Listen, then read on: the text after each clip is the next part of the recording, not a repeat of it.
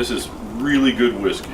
It's very rudimentary, and it's not as good as Scotch like Macallan's 12, but it's good whiskey, really good. Hi, I'm Wally Gudgel. Welcome to Island Life with Wally. I'm to be your tour guide here on Orca Sound as well as the San Juans in general, showing you how we islanders enjoy the islands and have fun.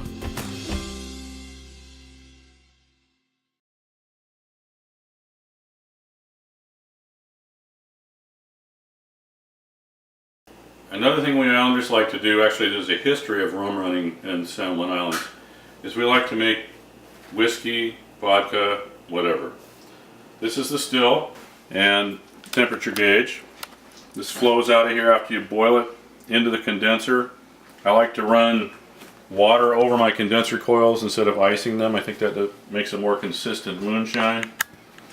This is the bucket that you make the mash in, and you use plastic or whatever you want. But basically, it's this simple. You get 5 pounds of sugar, 5 gallons of water, 4 ounces of tomato paste, the juice of 1 lemon, and you boil 1 big potato, mash it, and you mix it all together till the sugar is dissolved. Then you put 1 tablespoon of Fleischmann's yeast in there, and then you heat it between, you got to keep it between, say, 86 and 92 degrees. Too hot, it kills the yeast. Too cold, it won't ferment. You put it someplace for 2 weeks, someplace in the house, and make sure that it maintains that level all the time. Then after 2 weeks of fermenting, the fermentation stops automatically, and that tells you that it's time to distill your moonshine. So we pour it in this bucket, heat this bucket up to 172 degrees, which is when the isopropyl alcohol comes out here, and that's this stuff that'll blind you or kill you. So it's a good idea not to drink that. So you get rid of the isopropyl alcohol, then you get up to about 196, 200 degrees, maybe a little cooler, because if you heat it too fast, the moonshine doesn't come out properly. It comes out less diluted. If you heat it too slow, it comes out too slow.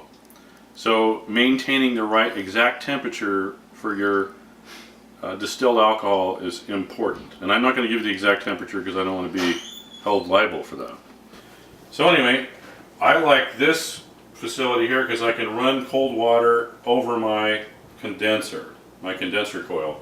And that actually works a little bit better than ice. Then I have my little mason jar here, and when that fills up I cap it. I cut a couple limbs off my Gary oak tree. I scorched these with a torch and cut them into about, I experimented with different ones, but I actually found out that the perfect size for a mason jar is about 3/4 inch of oak and about 3 inches square. This made really good rudimentary whiskey. In fact, we stacked it up to Macallan's 12, and it was not as good as Macallan's 12, but it's darn good for just mash and oak from your garden, your tree, your forest, whatever. So that's it for our lesson in distilling whiskey.